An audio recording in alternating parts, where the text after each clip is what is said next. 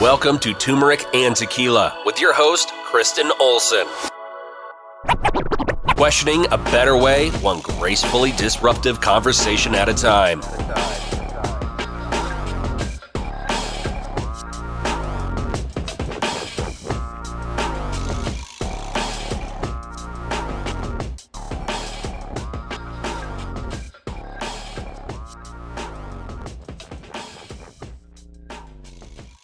Welcome to Turmeric and Tequila. I'm so excited to be with you here today. We've got a special conversation in the house. If you know me, I love Connects and getting into new spaces. And this is one around gaming. If you've listened to some past shows, I had a couple great experiences with YouTube creators and have connected with some gamers in the past and learning that space, but it continues to take off. It's a wild audience to tap into. Marketing and branding is all in. So we've got a pro in the house. But before we get to that, I want to say thank you to our sponsors, our very own Colorado Clownfish Swim School, swim lessons and water safety training for all ages. They are pros in water safety and believe in life skills through sports. So go waterproof your family today, coloradoclownfish.com. And our very own Declan James watches. They are local and veteran owned with 10% of all of their proceeds going back to the Navy SEAL Foundation. So go check them out. Without further ado, Greg Selkoe, I want to welcome to TNT. Did I get that right? Yep, you got it right. Let's go. Okay, well, I want to give Greg's bio. He's done a ton, and I'm excited for not only the business and entrepreneurship intel we're going to discuss today, but also the ego and vanity, which I've dealt a lot with in health and wellness and being a longtime athlete. Ego deaths are the hardest ones to overcome, but always the best intel for you as a human. So Greg is the CEO and co-founder of lifestyle gaming brand XSET. He founded Karmaloop and grew it to $180 million in annual revenue before a public collapse that forced him to confront ego and rebuild. He later became president and CEO of FaZe Clan, named Ernst & Young's Entrepreneur of the Year, and one of Goldman Sachs' 100 Most Intriguing Entrepreneurs. Greg is a Y Combinator graduate and holds an MPP from Harvard Kennedy School. I know that only touched the surface, but Greg, welcome to TNT. And before we get into the mission and all the business and all the success, I want to know about young Greg, because I do think who we are is written in the stars very early as young humans. So give me the intel about you as a young person. Yeah, I mean, so my youth was a little troubled. I came from a middle-class background, so I had a good, upbringing. My dad's a scientist. My mom is an urban planner. So very, both obviously have degrees and are very successful and very academic focused, very hard workers. They worked all the time. So I was often, when I got home from school, I was normally by myself for a while. And I had a sister. I have a sister. She's great. So, but I had some learning disabilities, and I was very different than really anyone in my family. Like they weren't, I wasn't necessarily business focused, but entrepreneurial in the way I approached life. And I was always kind of hacking things and doing things that were different. And I also, was somewhat mischievous. So I got into some trouble. I was into some cultural things that were my parents didn't have a problem with it per se, but it just was so different than what they were interested in. I liked hip hop. I liked DJ culture. I liked breakdancing and graffiti art and MTV and music and just stuff that was very pop culture. That was just something that they didn't. Yeah, I'd say they looked down on it generally a little bit. And so so it was I was kicked out of a couple schools. I was held back a year. Have some learning disabilities, but ultimately was very creative. Did a lot of drawing. Had some really good teachers and folks that stuck with me and really were there for me to try and not give up on me. And so I think, ultimately I have a lot of fond memories of being young. Definitely there were some painful times. I was definitely perceived differently than, now I'm generally perceived as someone's kind of successful or done some interesting things or, whatever. But I was a little bit of the outcast kid in terms of, I was very popular. I had a lot of friends, but I was to the adults, I was kind of like the bad kid or the, a little bit of oh, he's an issue kind of thing. So, but yeah, no, I mean, it definitely, from a very early age, I was definitely always someone who wanted to do things differently. I love it. Well, I'm a 80s babies, 90s kid, so like I'm with you. Hip Mhm. hop, like my Salt and Pepper tapes, literal tapes. Yeah, We're yeah. always like we're like my Bible, and we'd listen. I'd listen to like tape side to side as we went going up to like this water ski lake. So a lot hours in the car. That's what I survived on. And I've always wanted Turmeric and Tequila to be like the graffiti of the podcast world, where it looks Mhm. casual and fun, but like very intentional. How do you Mhm. think like art and culture really impacted? I'll say this: how did art and culture even really impact and or inspire your first major like professional business move? Did they correlate at all? 100%. I mean, what the first business I did, Karmaloop, we wound up doing over $1 billion in revenue from the time I founded until the time I left. And yeah, look, it was about fashion, it was about culture, it was about music, it was very much skate culture, different streetwear. It was super extension of the stuff that I had been into as a kid, and really kind of, I had worked prior to starting that business. Like I went to college, I graduated, didn't know exactly what I was going to do. I started working for the city as a planner, like my mom. Obviously I didn't have the degree, but I was like, junior guy and so I didn't know what I wanted to do. And I started that business just out of a passion of, I was still living at home. I started in my parents' basement. It was just really like, oh, this is stuff I think is cool. Not like, hey, I've got this business plan. Hopefully it gets really big. Yeah. I think that's where you got to have a plan, you got to have funding, you got to make some moves. But also, when it just comes from that heart space where you're just like this curious human and you want to make it work out of something you love, I really do think is the best place to start. For all my young people out there, anyone out there looking to start their own thing, especially with our economy and stuff kind of wild, like I think it's really important to have some backup or some passion piece that can potentially make you money. What was like a good step one for you when you were just starting out, still kind of raw, but like maybe like step one for Karmaloop where you're like, this is what I would suggest you do if you're brand new.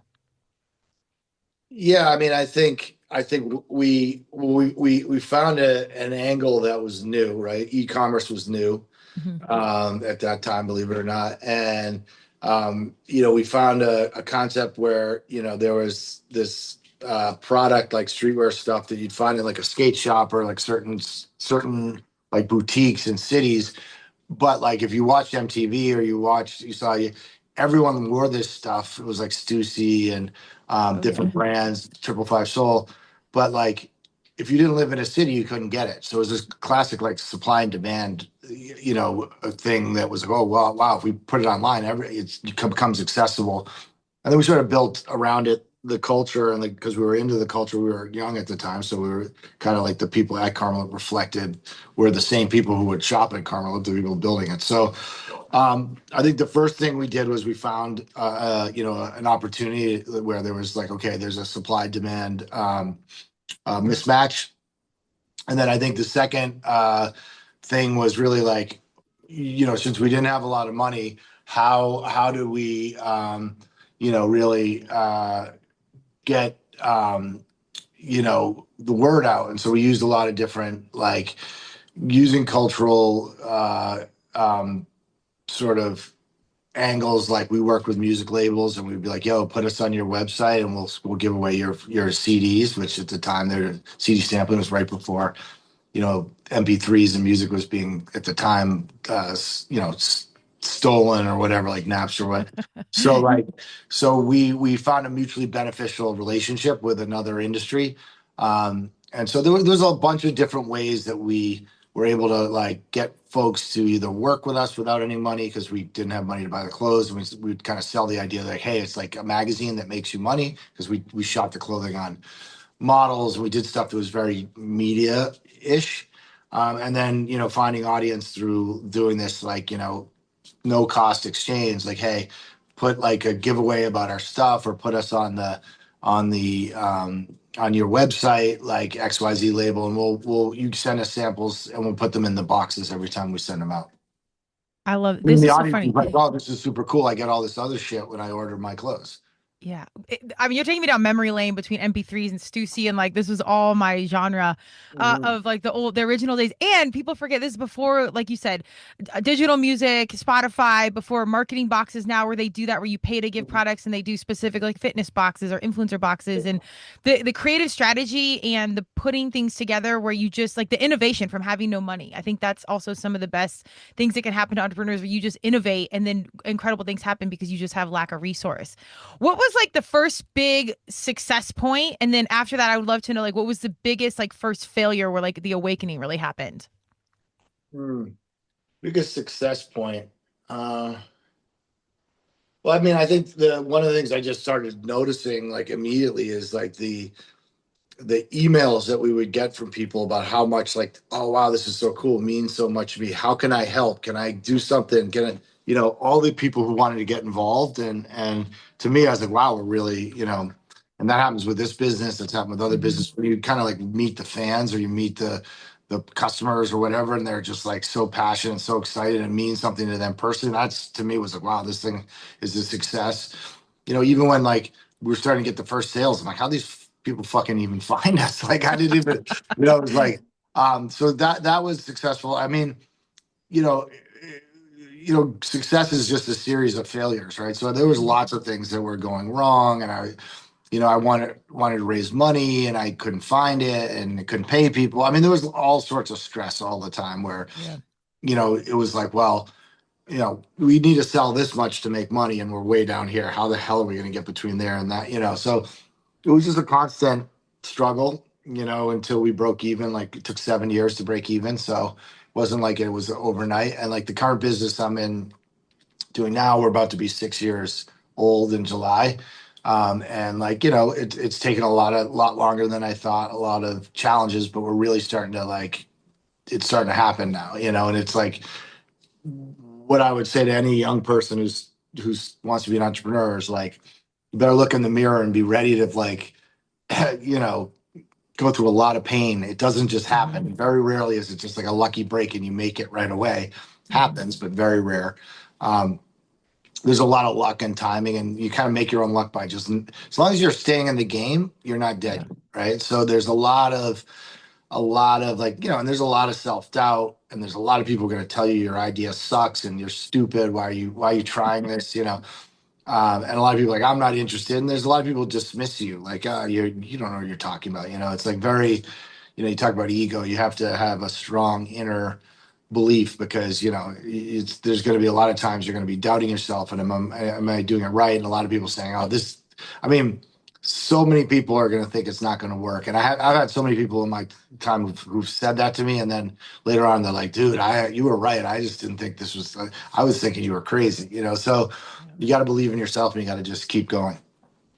Give me some. I mean, I've been there so many times, particularly around athletics, where you just go out there and then you give it everything and it rips your heart out, personally, professionally, all things when you really care about something. What like sort of pro tips or what did you learn, like even as an adult, on how to stay in it? Like, how'd you keep your mental health together? Because the no's, I've been in this like a long time, particularly as a female in the game. A lot of people just go do this. Do you take the easy route? Do the thing. Like, how did you stay in it? And like, how'd you keep the mental together? Well, it's not easy, and I didn't always. Yeah. There were moments where I drank a lot of tequila. Um, Same, my same. songs. But no, I mean it's really about like just getting, there's no special trick, right? Right. You're gonna have like moments of self-doubt. There's a lot of loneliness, a lot of stress. But a lot of times what I was also doing is I'd get myself so committed that like there was no option but to go forward, right? Yep. Like it wasn't like I could just walk away and just put it behind me, because it was like I had debts and agreements and people counting on me and people who invested in me. And so, I took that seriously. I mean, there are entrepreneurs who do that and then just like fuck it and leave everyone else holding the bag. But I'm not someone who would do that. So, maybe it's just a certain kind of personality I have too, but I'm just like, I'm going to will things into fucking existence, and whatever it takes, it's going to happen. And I just have to, keep trying, and it's like, you look at like someone like Edison who, invented the light bulb, and I mean, the amount, I think for the filament, I think they tested like 20,000 different, 20,000 different elements before it worked. And like, you have to be willing to like, it's a lot of putting a new thing in and trying to figure out. You just got to be willing to like keep going. There is a solution. So, you also have to check yourself. Is this a good idea or not? A lot of times you're like, oh, maybe I'm wrong about this. So, you have to kind of talk to other people. It definitely helps to ask for help. It's cool not to be like, 100% sure. You're not going to be. So it's okay to be like, yo, like I'm trying to do this. It's not working. Like, can someone give me what's going on? What do you think? Or find mentors, stuff like that. So it's a process, but I think it starts with like a very simple desire to just keep going. And then from there, it's like, how do you keep going? You lean on people. You need to manage your stress. You read stuff. You keep, it's really about just constant improvement mentally and in the business. Amen. So, I mean, so many gems there, I think, that are so huge. And yeah, if you're going to be shitty owner and F people, I think it's funny because that to me is like Karmaloop to a T. Like if you Yeah. energy, everything's energy, man. So if you put it out, it's going to circle back. So just be a good person. But I also think if you have to have that conversation with yourself, there's other healing that you need to do. I am curious, I've been through that where you think the thing is the thing and you're in it and you've got to be 100% committed. I like when there's no exit strategy, like you're all in and that's when stuff works. I also believe some of those things you believe in are leading you for the actual thing. So like that breakdown, breakthrough, and that big failure leads you to like the real thing. Do you Mhm. think that XSET is now because of all the failure and success in the past? And I'm curious if you've like specific things that made you do different for this business than the others. Yeah, like, Karmaloop was very successful for a long time. Um, Obviously when you're building it, there's a lot of challenges, but like it was still growing and going the right way. And then I had a major just implosion with I had a bad private equity group that really wanted the company. I had made some mistakes, but it was mostly artificially created because the company was doing fine. We were making money, but that we had some debt and they called the debt and they wanted the company and it was very but like I think one of the things you said, like Karmaloop or whatever, is like because I had treated people well along the ride, like I was able to bounce back very quickly. Like a lot of Mhm. people were giving me opportunities or wanted to work with me or whatever, and that was, I wasn't sure what was going to happen, right? But I think yeah, you gotta constantly be looking at your mistakes and being willing to look at it and see what you can do differently. Like I think with XSET, I think we try to do more focus on merch in the beginning, selling hoodies, t-shirts, because that's like fashion background. We got a lot of folks involved in the founding who had that, and like we had to learn like, okay, that's not how this is going to work. It's got to be content first, and then we can worry about that. And frankly, we make a lot more money through advertising and other things. So we had to kind of. It was interesting because I knew that that's the direction we were always going to go in, but it was like changing your instincts Yeah. as you're saying, hey, I know we need to do more content and focus less on the merch, but I kept coming back to the stuff that I knew well, and it wasn't working. So I think you can, if you believe in the vision, you also need to be willing to be like, yo, I think the vision's right, but something's wrong, and I need to make an adjustment and kind of look at, you know, you know, so entrepreneurship is like get something wrong, get it right. Get something wrong, get it Hmm. right. Get three things wrong, get four things right. It's like you have to constantly be willing to learn. I think kind of the type of people that I've got involved. I think I've learned to be when you talk about mistakes. I think at Carmel, I was pretty young. I carried a lot of dead weight, or people I liked them. I didn't want to fire them, or they were my friends, and so it made it so that wasn't the best. There was time wasted because I was either dealing with folks that I should have just been like, look, it's not working out, or I didn't, I had weaknesses in terms of like if there was someone at the company that I really liked, I wouldn't always see if they were doing a good job or not. And some of the people who might have been doing a really good job, but I didn't feel that close to, so it skewed because I tend to be a very much of a people person. I want to see people succeed. I build things through like inspiring people or trying to motivate people or hey, stick with me, we're going to do this, and that works. But at the same time, there's something's not working. Sometimes you got to make that decision earlier, and I didn't do that enough. Like even with the private equity group, I kind of assumed that they would eventually see reason because it was destroying the business, this war between us, and they ultimately won it. But like that doesn't mean that everyone's going to see things the way you do or have the same. They weren't people who build companies. They were a financial institution, right? So they had a totally different view, and like they don't care about me, or they didn't care about what happened to my employees. And so you got to remember, like when you're dealing with all different kinds of folks, like they may have a totally different perspective of you and a totally different way of operating, or maybe don't have the same values or the same, you might be willing to have much sharper elbows than you.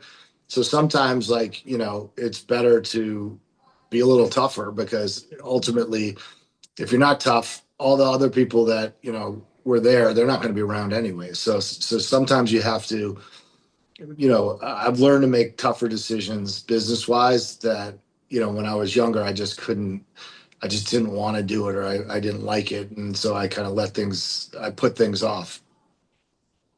Amen.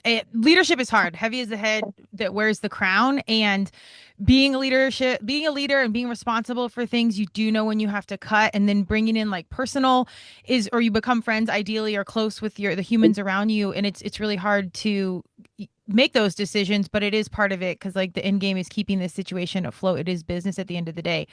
Well, sorry to cut you off, but I used to say to like everyone, Karmaloop, we're a family. Let's like build a family. It was kind of like that at FaZe Clan too.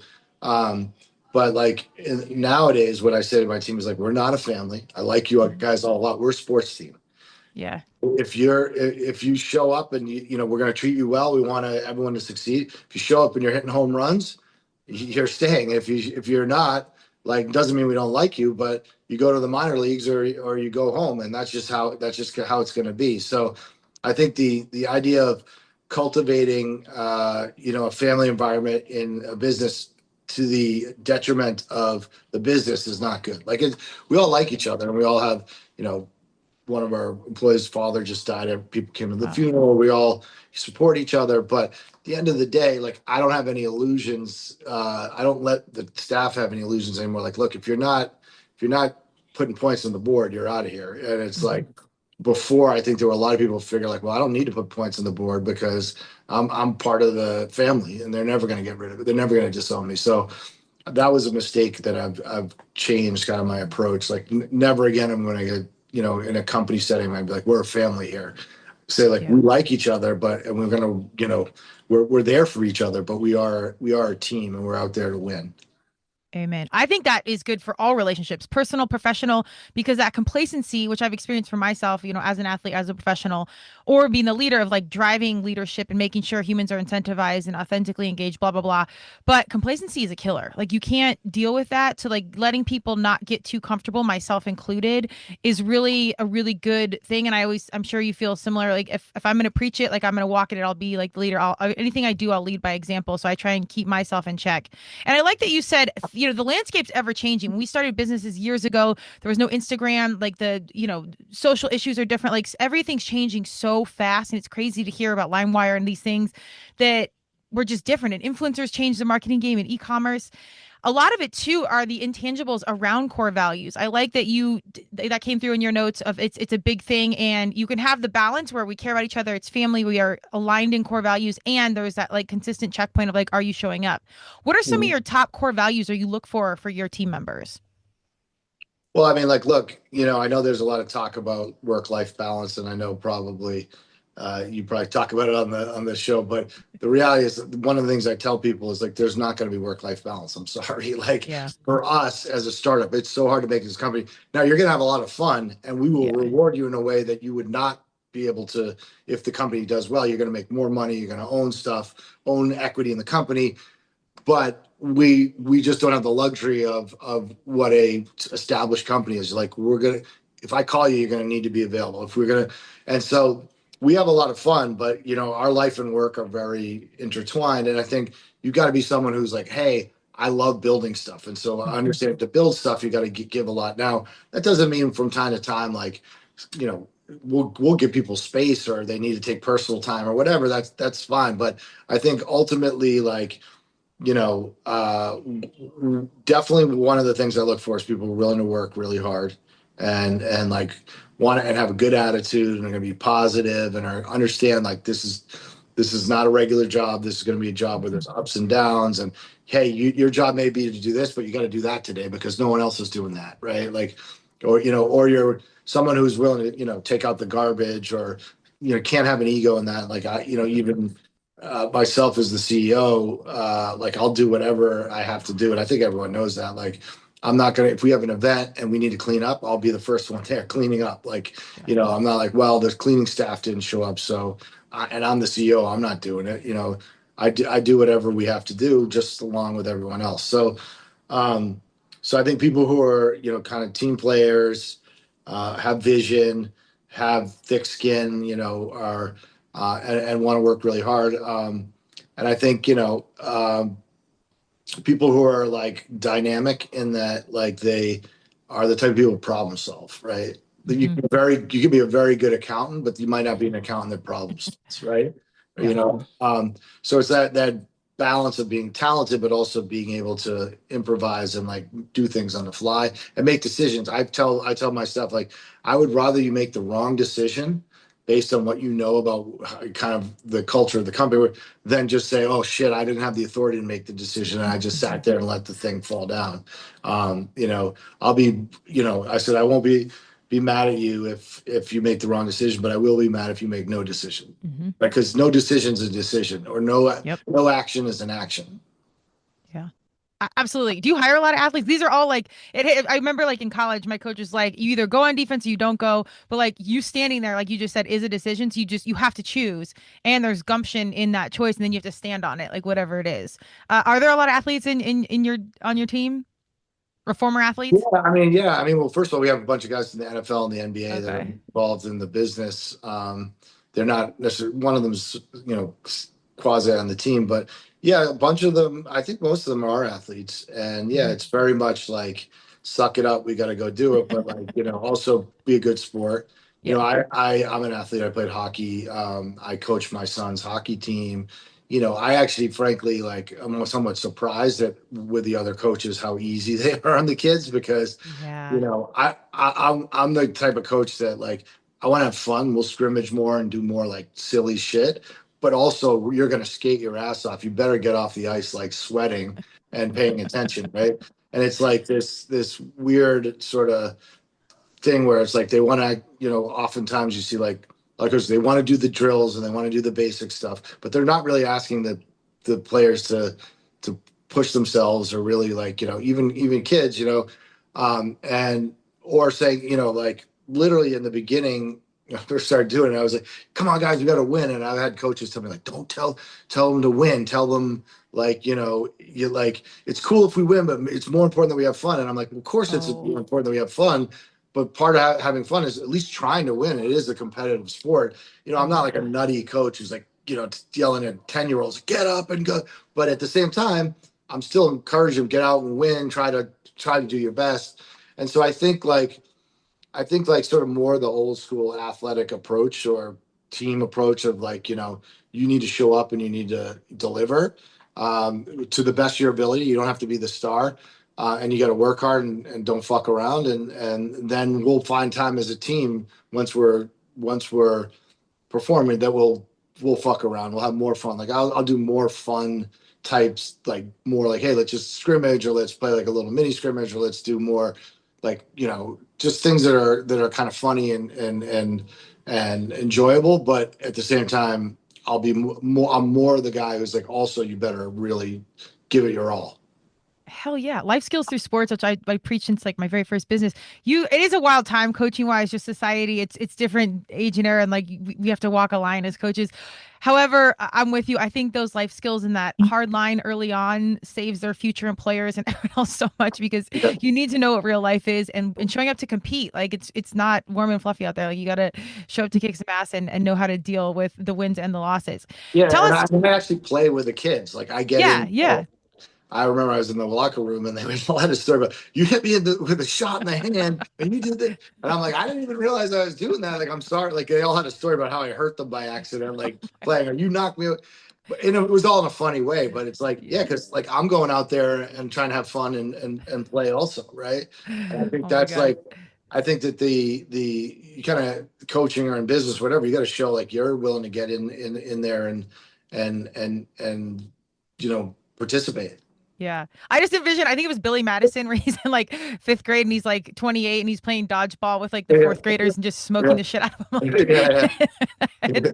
oh, cool dad. I feel like that's how my dad was. And I feel like I'm thankful because I had three younger brothers and I got thrown around, but It must be tough then. yeah, yeah, universe prepared me. Well, so I want to talk about XSET and your YouTube channel is crazy. It's like 116,000 subscribers. I could name drop some celebrities, but you have to go see it to really understand what it is you're doing. And like I'm impressed how much you have your finger on the pulse of what's next and culture and everything. I feel like I'm very good at that. And as I was going through your stuff, I'm like, man, this dude like has it in. And you know, we're beyond 30, so it's hard to stay relevant and like on what's going on because stuff is happening so fast. Give me your explanation of what XSET is and like why it's important right now. Yeah, so yeah, and we under all of our channels, it's like about 57 million views a month on Wow. YouTube. So we, you're just talking the channel you're talking about is just the Exit channel. We have a bunch of other stuff that rolls up underneath it, but our creators, the simplest form is the Exit's a media company. We focus on gaming. There's 3.5 billion people that game worldwide. 45% of them are women. They're all different backgrounds. We're not an esports sports team, which there's a lot of those. We are content creators, the same way Mr. Beast or any influencer who creates content. Just so happens that gaming's at the center, but we touch on music, fashion, art, entertainment, and traditional sports. Everyone's a gamer. We hit the 12 to 34-year-old audience. We do basically content on YouTube, TikTok, and Twitch. Twitch is live streaming. We monetize that content by selling advertising. So we have deals with brands like Samsung, Spotify, Gatorade, Nike, McDonald's, Amazon, Google, JBL, DoorDash, NBC Universal, et cetera. So we're working with some really big brands. And those brands all want our audience, right? Because they all Mhm. want that demo and they don't know where they are and they don't understand new media. And gaming's a big part of. Do you have kids? I do not have kids. Okay. No. Three Well, younger brothers, two game. yeah. So you see people who game or are younger, they Yeah. watch a lot of content. They don't just game. They watch a lot of like the guys on our team, like Clicks, who's our biggest star.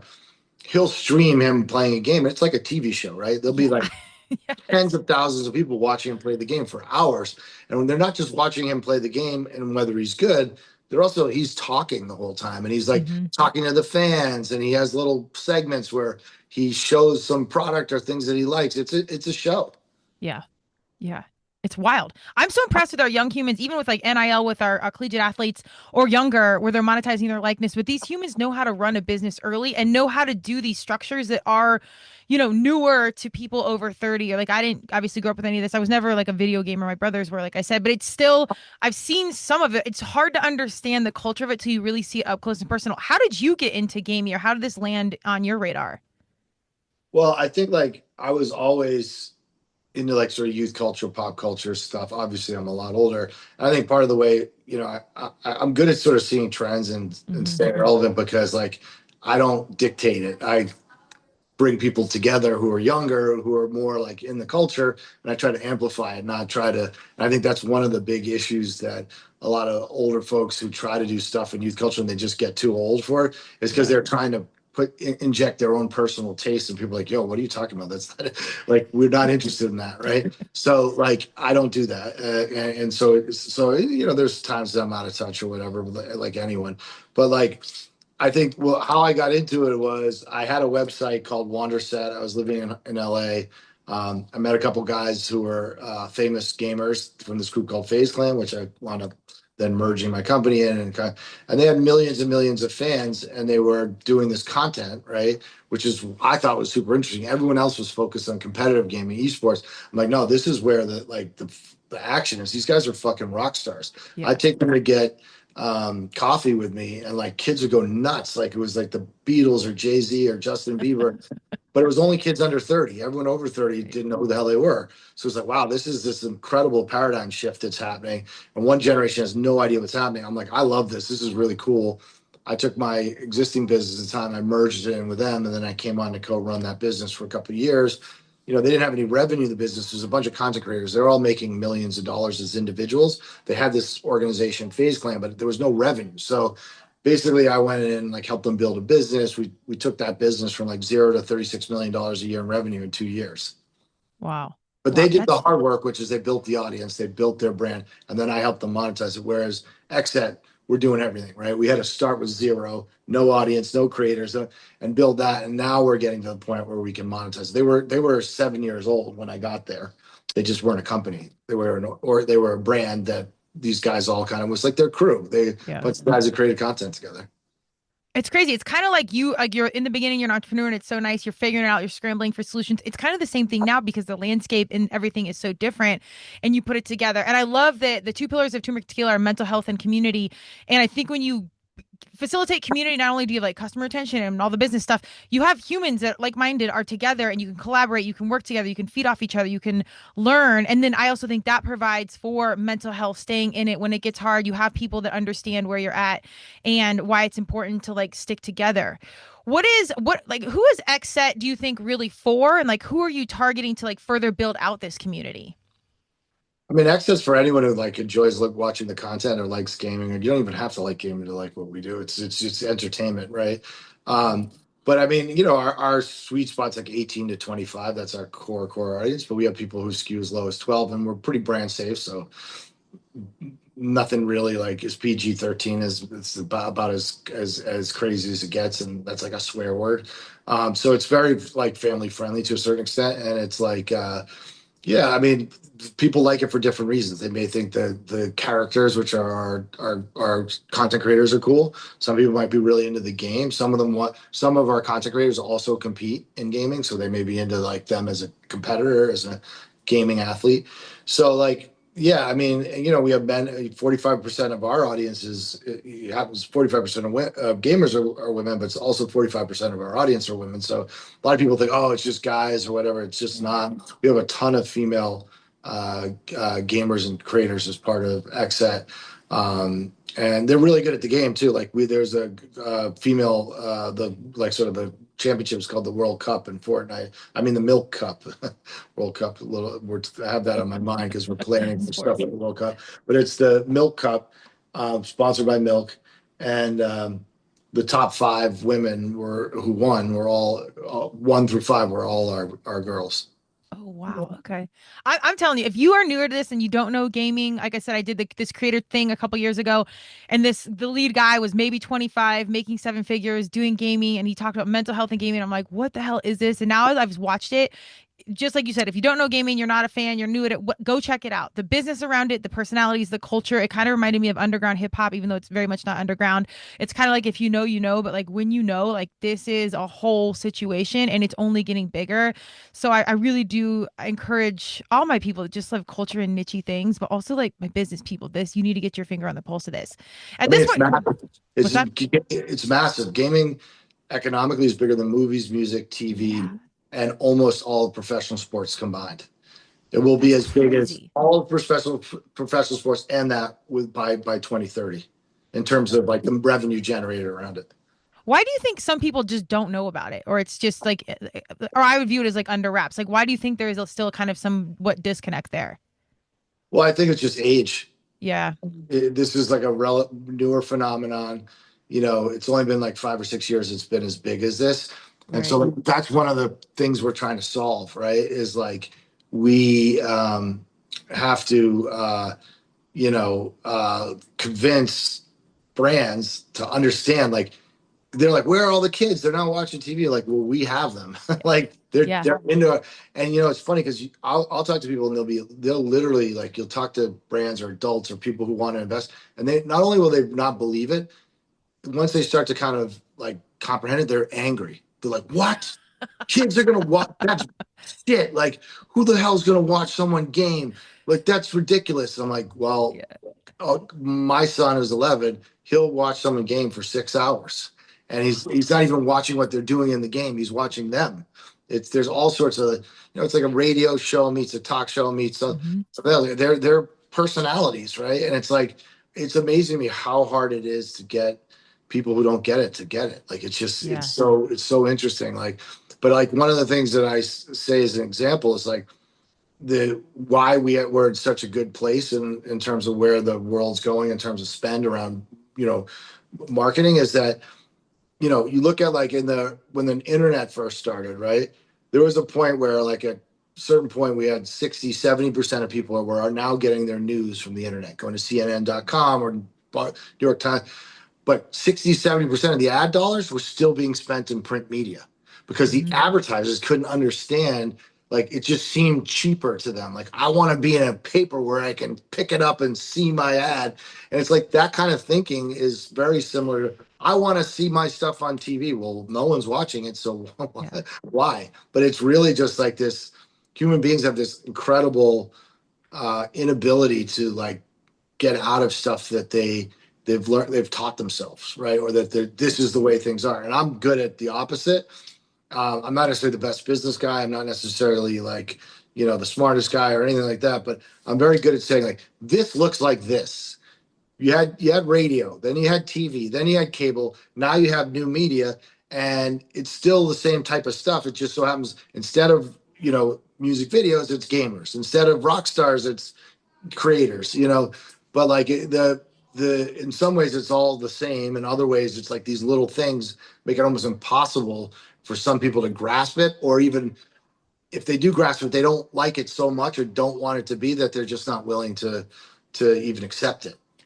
Oh man, dude, you are preaching to the choir on this one more than you know, because we're building out our partnerships for the podcast. I'm like, I can show you like 200% ROI, which is like wild in marketing and what we're doing, right, et cetera. And the people, like you said, they just want to stick with what's familiar because they're old and they want to stay old and do the thing they've done the way they've done it and just not rock the boat. And I'm like, well, this is why it's not working. So it's a very interesting conversation, I think, to be on our side of the ship of like, here's proof of concept. I'm showing you what you want, and yet I know it's newer, not really, but it like. Here it is, and it's just that resistance is wild.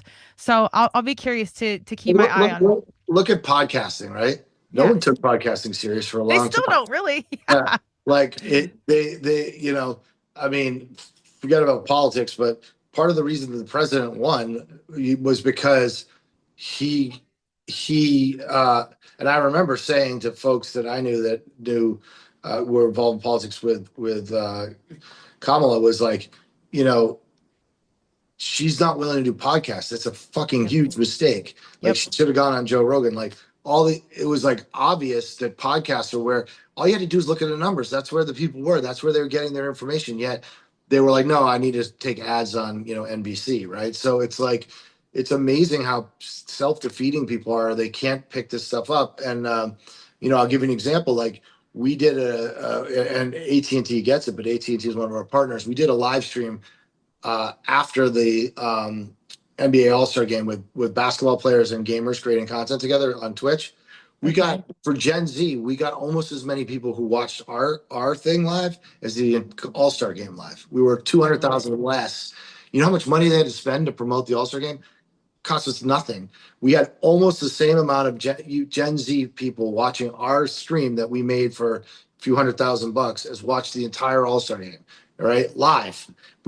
Probably when we throw on social media, we probably way eclipsed it. We had a clip of Chris Paul dunking over Clicks, who's one of our creators.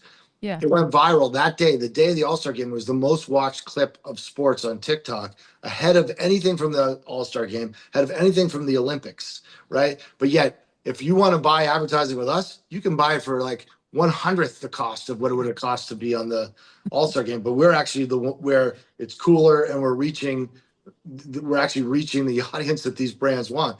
So it's just going to take time for us to catch up. But the facts are the facts, like you said. Right. So like, if you choose to like not accept them, that's okay. But eventually, enough people are going to accept it that that at some point it like the wall breaks down and then it's like a flood, right? And we're starting to see that too. We just closed a deal that's 7 times larger than any other deal we've ever done.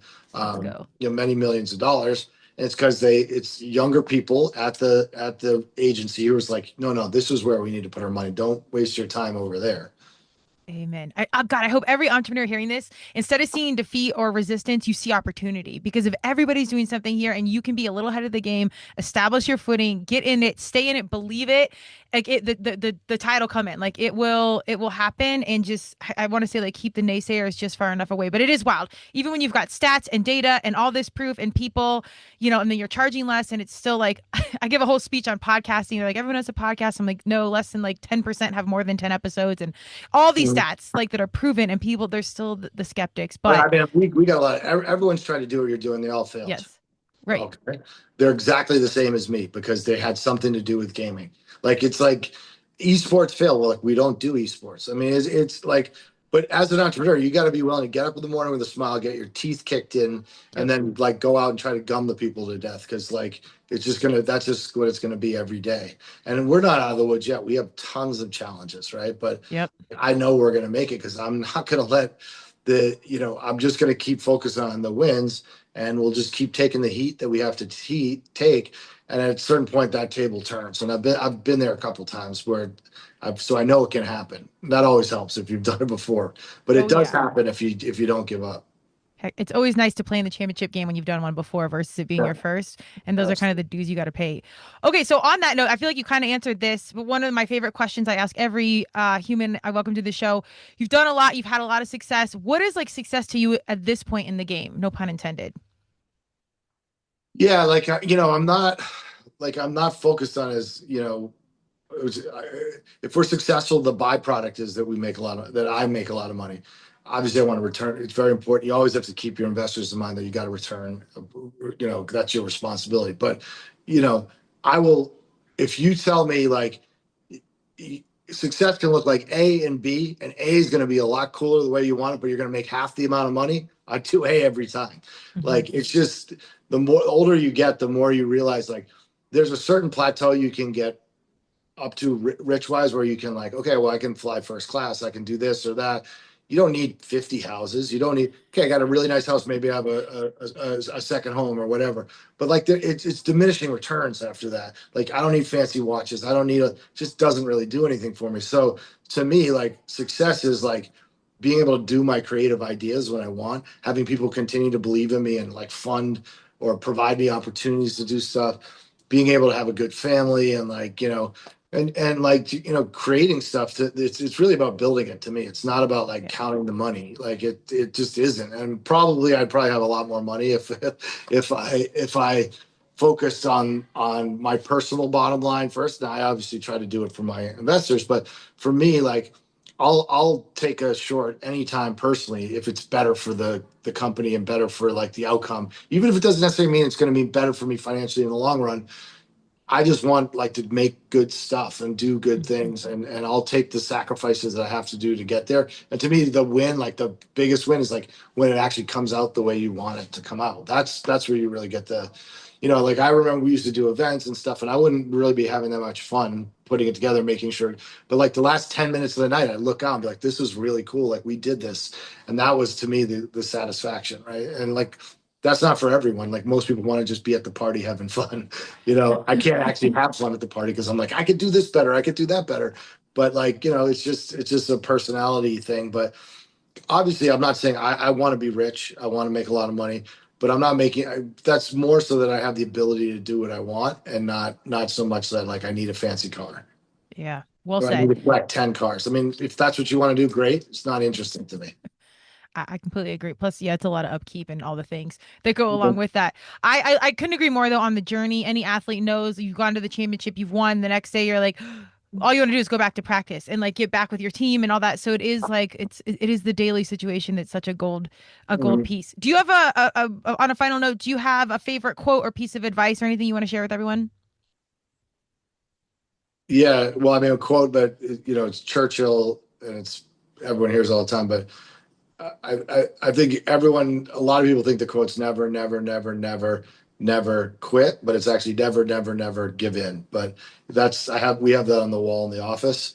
I look at people like Walt Disney, and there's a Ulysses S. Grant, who was the general during the Civil War. Like, I like these guys who like just defy the odds and really just have force of mind and can like lead people to something that people just don't think is possible. And to me, that's like those are the quotes that I like. my dad has a quote, like, and I kind of paraphrased it, and it comes from this philosopher or author Schopenhauer, is a German author. And it's something to this effect, like, first they laugh, then they get angry, and then they say it was self-evident all the time. Meaning, like, first they're like, you can't do that. Second, which I experienced, where like, okay, that's happening, but it fucking shouldn't be happening. That's like kids watching video games. And then the third thing is, then everyone says, oh, it's obvious that everyone does this, so of course that was going to be successful.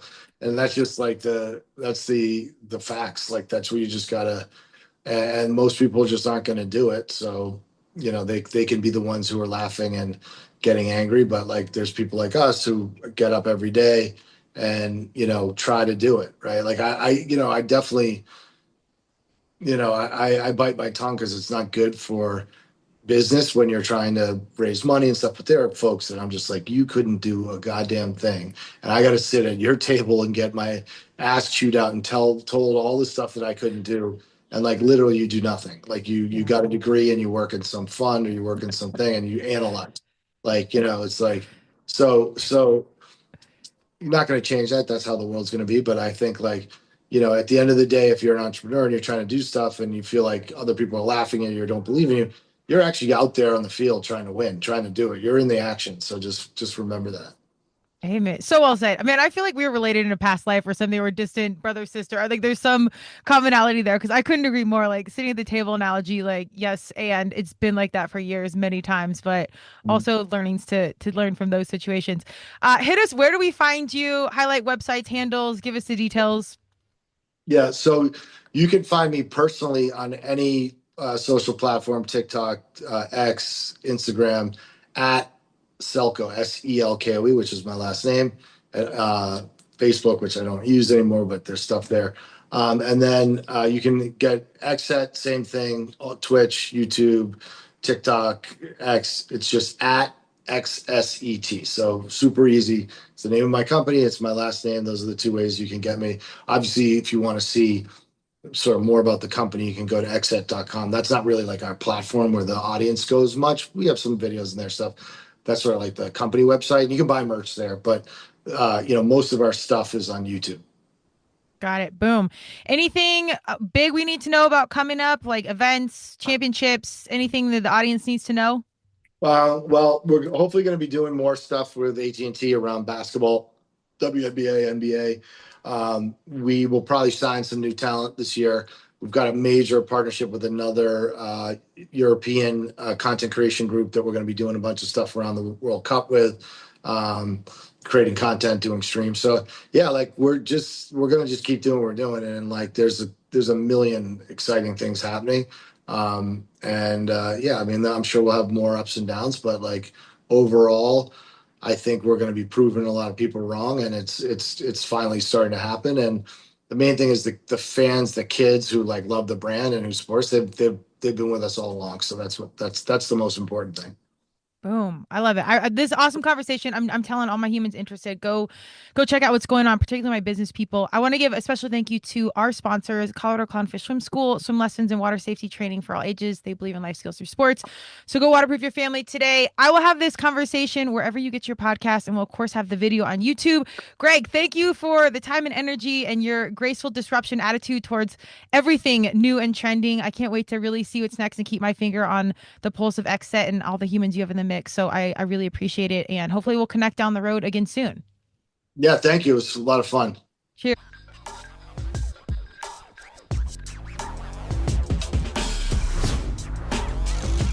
Thank you for joining Turmeric and Tequila with your host, Kristen Olson. Tune in next time, and don't forget to subscribe on Apple, Google Podcasts, Spotify, or wherever you listen.